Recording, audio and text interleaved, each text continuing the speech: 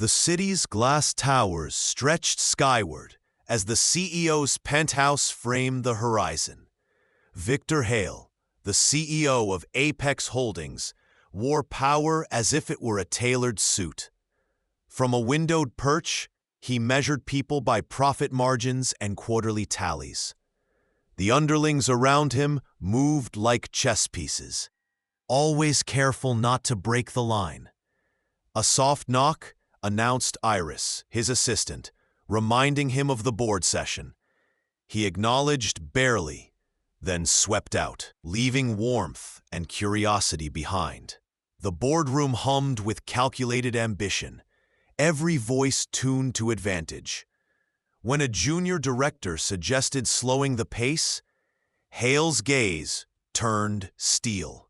The session opened with slides, numbers marching upward as if on cue. Hale spoke with razor precision, crushing dissent before it could form a sentence. "We chase results, not excuses," he warned. "If you can't keep pace, you're out." A junior suggested sustainable staffing, and his eyebrow arched into a verdict. He dismissed humanity as a liability, and the room absorbed the warning in silence. The clock ticked louder than the talk, sealing the mood with inevitability. The pitch ended. Everyone filed out. Hale lingered at the window, watching the city's storm of traffic. A distant chime announced another day of power, another chance to tighten the leash. In the corridors below, Caleb Reed moved like a shadow behind a maintenance cart. He had learned to vanish in plain sight, a veteran who preferred quiet to spectacle. His skin carried the weather of years in service, his hands steady and capable. The anniversary gala loomed in the distance, a ritual of wealth and connections. He listened to whispers of firings gossiping through the kitchenette, pretending not to hear. The talk described teams dissolved for failing targets, while his eyes reflected the rest of the building's hunger. He kept sweeping, careful not to reveal the storm inside his chest. He reminded himself that he had left that life behind, that the world kept turning without him. On the night of the gala, the chandeliers blurred into stars as the city exhaled. Hale moved through the crowd with a cold smile, savoring the spectacle of status. A clumsy slip altered the facade.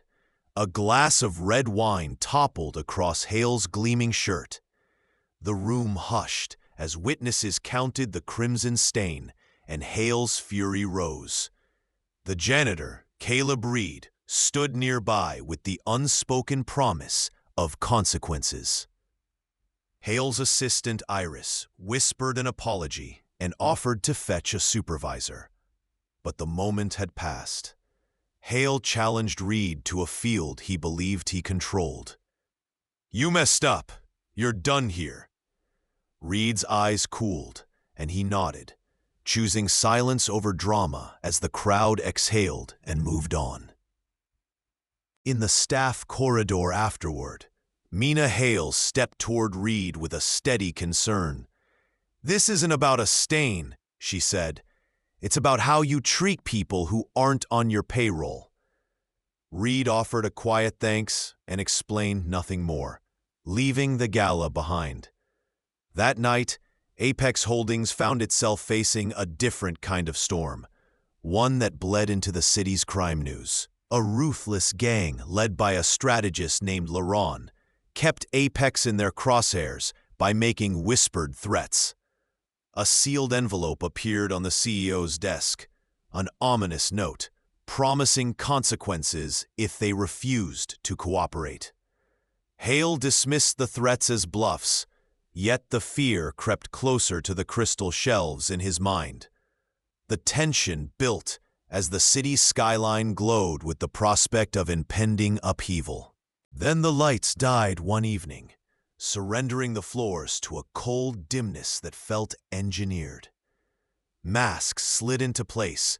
Tactical silhouettes moved through the atrium with practiced ease.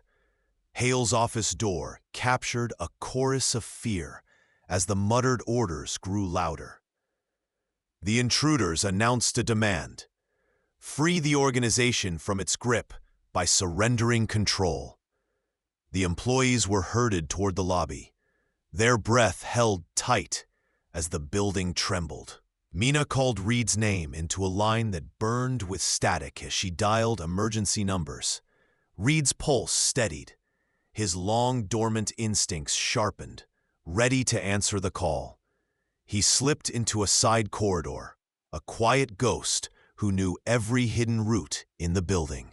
Reed found a forgotten maintenance cache, a suitcase of tools and mementos from another era.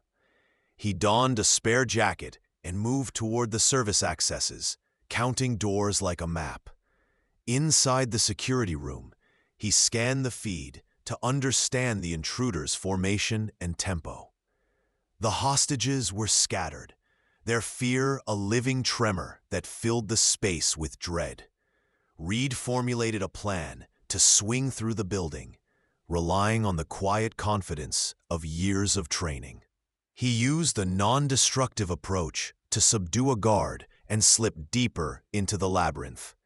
The hostages remained unaware of their protector as he advanced with minimal, careful steps. On the floor above, the gang's leader watched monitors and raged at the absence of control. Reed reached the central command hub, where a barricade of fear made the air feel heavy. He retrieved gear, tucked away for emergencies, breathing in the signal of returning order.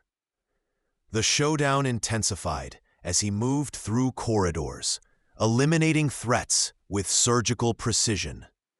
A restless firefight bloomed in the lobby, scattering glass and shouts across the marble floor.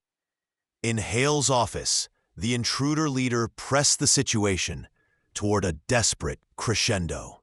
The ex-soldier stepped into the doorway and met the man's gaze, their destinies colliding at last. "You're not the one who holds the keys anymore," Reed told him, voice even but hard.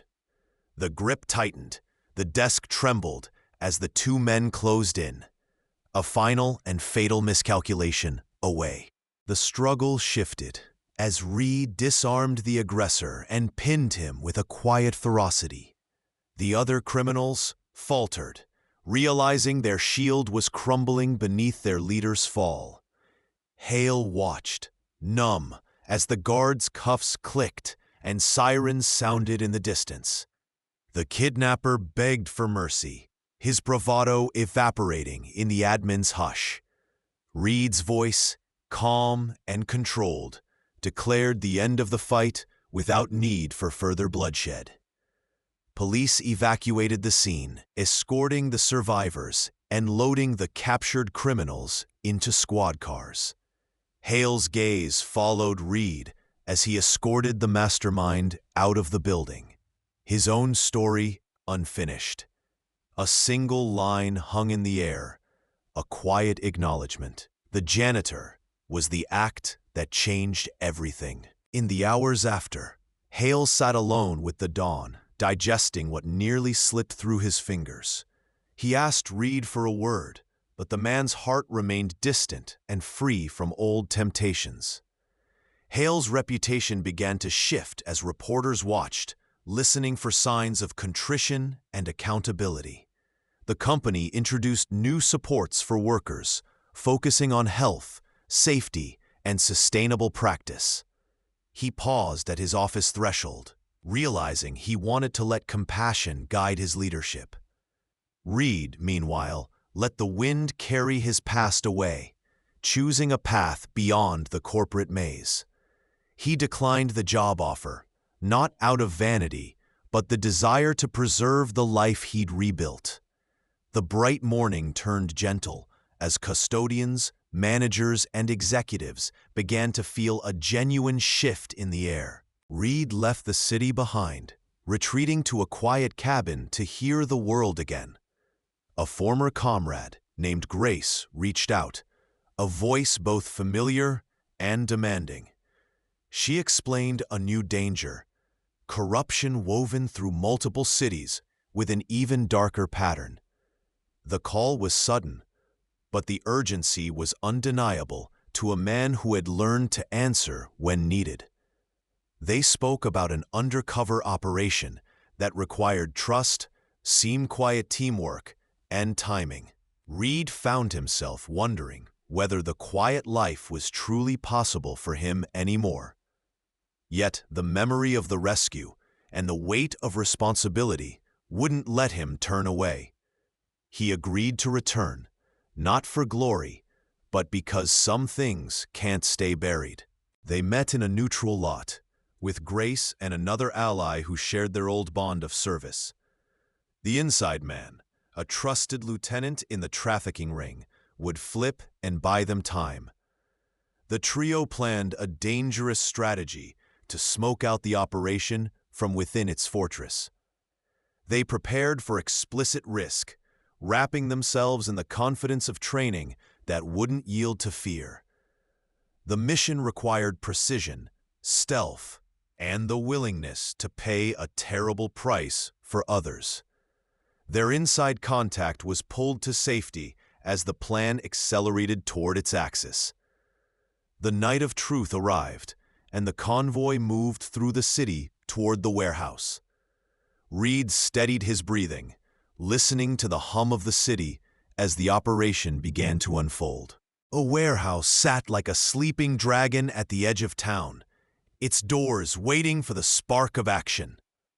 The trio pressed forward, weapons ready and nerves taut, knowing the danger that waited inside.